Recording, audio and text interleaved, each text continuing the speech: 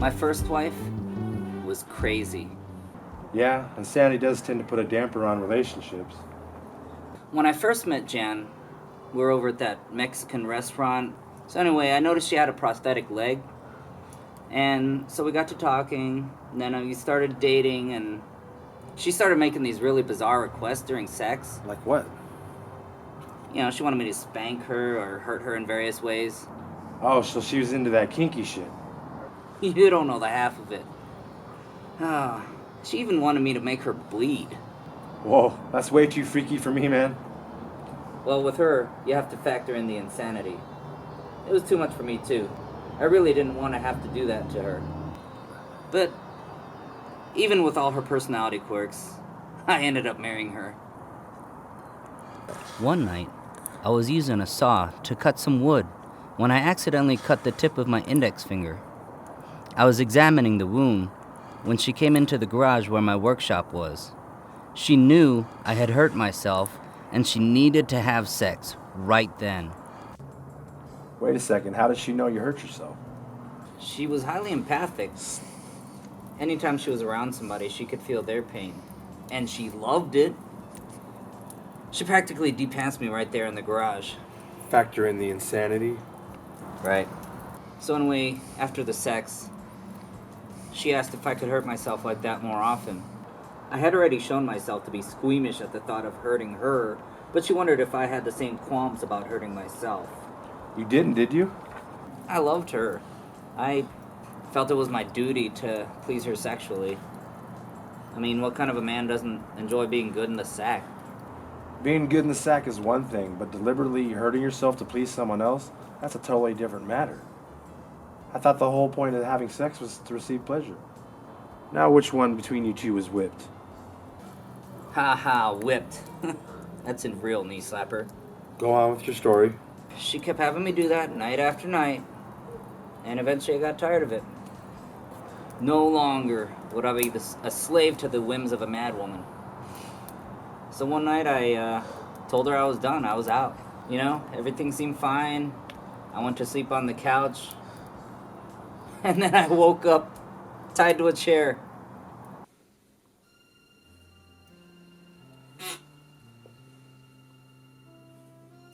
What's going on, Jan? Did you think I would just let you walk away from me? Yeah, kinda. I was hoping so. Stupid Glenn. Did I ever tell you how I lost my leg? No, I was too polite to ask, and I kinda thought you'd just tell me if you wanted me to know. Ah, well, I think it's about time I told you. I cut it off myself. It was the most exquisitely painful experience of my life.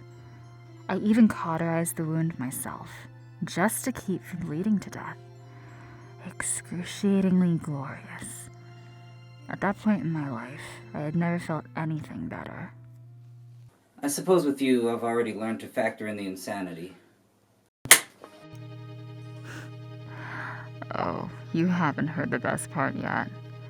I took the severed limb and cleaned it off. You see, I had a plan. With every slice of meat I scraped off that femur, I formulated my scheme. The pain was already starting to subside. We can't have that, now can we? I made myself a prosthetic leg because my plan required mobility. So what did you eat your leg? What kind of sick bitch do you think I am? I'm no cannibal. No. My plan was to experience that pain again. But you still have your other leg. Hey, stupid. You wanna let me finish the story, or you wanna keep spouting stupidity? I said that my plan required mobility. Why would I need to be mobile if I was just going to cut off my other leg? If you keep your fat mouth shut for 2 seconds, I'll tell you. Once I had attached my prosthetic limb, I practiced walking and even running with it. I got to be a natural at it, One night, I decided I was ready. I grabbed my former femur and headed out. I saw a jogger who was out for a midnight run. I waited until he got into the trees. I was hiding behind a large tree. I waited for him to get where I was.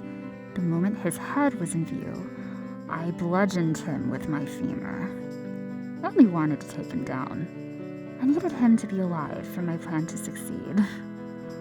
I tied him to a tree and waited for him to awaken. Once he had roused from his stupor, I grabbed my hacksaw. I proceeded to saw his leg off at the hip, reveling in his wondrous agony. And he wasn't the only one. I repeated that ritual time and time again. After that jogger, I made a point to use the femur of my last victim as the bludgeon for my next. I left the old one behind as I claimed my prize. I wasn't stupid enough to leave my own leg bone behind for the police to find.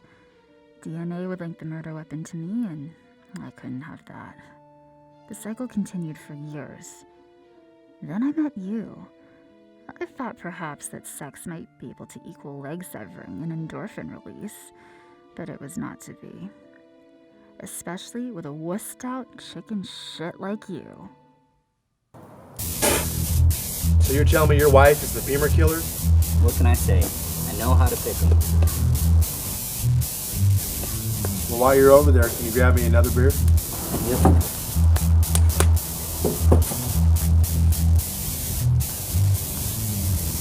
So when do I get to find out how you died? Doesn't this kind of speak for itself? The two ghosts sat around the campfire, telling people stories until dawn, when they returned to their graves to rest in their bodies until sundown. Oh.